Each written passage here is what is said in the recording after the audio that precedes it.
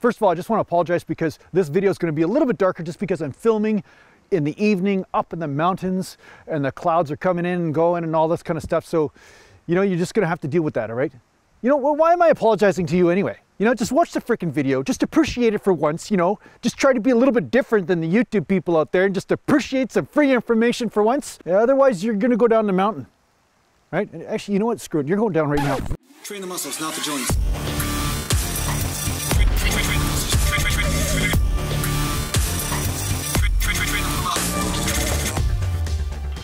It's so pretty up here in the mountains, at least now that I'm here.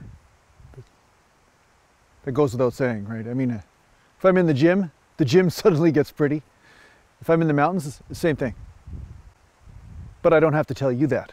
So welcome back to Natural Gallant Bodybuilding, and today I'm going to talk to you a little bit about sets and something that I just want to share with you, and let's just start a vibe here, you know what I mean? Let's just start talking, let's start jamming, man, you know what I mean? Let's start talking about something that isn't talked about. And I wonder how much of a factor it actually plays in muscle mass growth, because we know that time does play a factor in what type of stimulus that your body experiences. So when you hit failure under a certain period of time when it comes to muscular fatigue, depending on that time will depend on what muscle fiber is hit mostly or what type of adaptation you get from the muscle, right? So if you hit failure over an 18-minute set, you're going to get a different type of development than if you're hitting failure within 30 seconds. Now, one thing I talked about in a video just recently is rep speed. And obviously, the faster you're doing contractions, a lot of times, I mean, one could argue a lot of times that you run out of steam faster when you're doing those extreme sets, when you're doing those explosive, really fast reps, right? So I haven't really done the experiment on myself to say, okay, which set lasts longer, the one where I'm doing super slow tension all the way through or the one where I'm doing fast reps.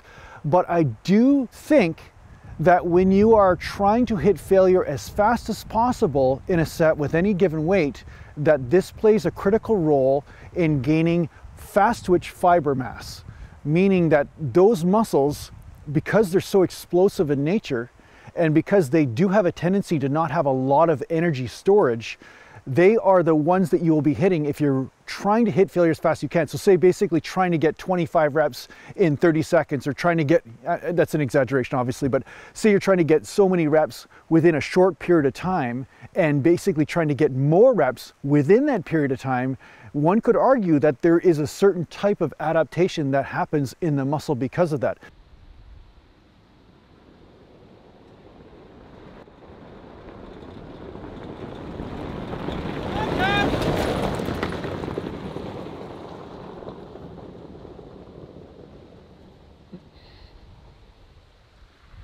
Dusty.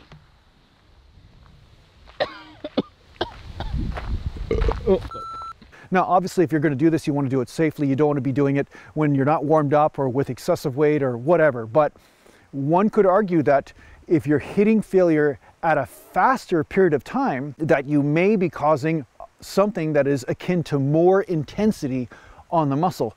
And in an exaggerated sort of way, this is maybe not applicable, but an example of this would be sometimes I was training people with squats and I was teaching them to do constant tension reps, right? So the reps that I do, maybe I'm not going really deep or I'm not going parallel or whatever, but I do keep the tension on the muscle and therefore hit fatigue really fast when it comes down to any given weight that I'm working with.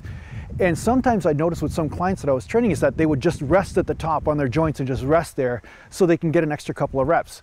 Now, I'm not saying that that wasn't also an applicable type of exercise technique. Sometimes you can go deeper into failure, but sometimes when they were resting, it wasn't because they had already hit failure. It's because they were just trying to take a rest because they were feeling uncomfortable because they were getting a burning, pumpy type, lumpy feeling in the legs. You know what I'm saying? So they were avoiding the pumpy and lumpy scenario, and that is wrong.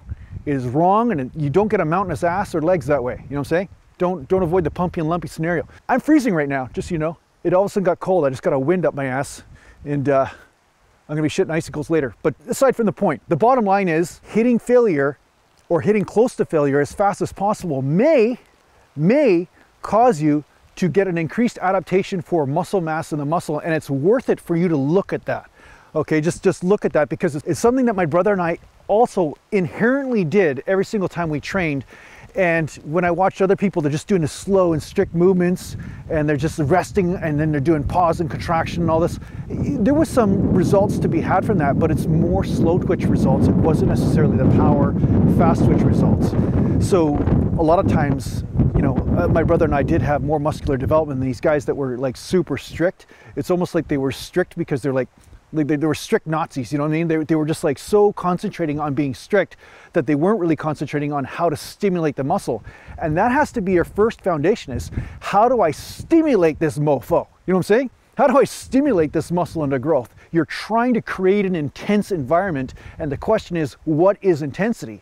Well, effort is definitely intensity, and explosive effort is probably an extreme form of intensity, right? There's a reason why 1,000 horsepower engines, you know, explode the transmissions when they try to go from 0 to 60 in a couple seconds. You know, you get a little old Volkswagen, their transmission's not gonna go when they press the accelerator all the way down to get to 60 miles an hour. So on that note, a blown up transmission is a form of damage. Maybe it's too extreme a damage, but it's the same thing when it comes down to muscle mass. You want to ride that border, or you know, you want to ride that border between injury and muscular damage. You want to make sure that you're hitting muscular damage, but not so much that you're blowing yourself up, right? So that's why I always say make sure you warm up before you try to do fast reps of any kind.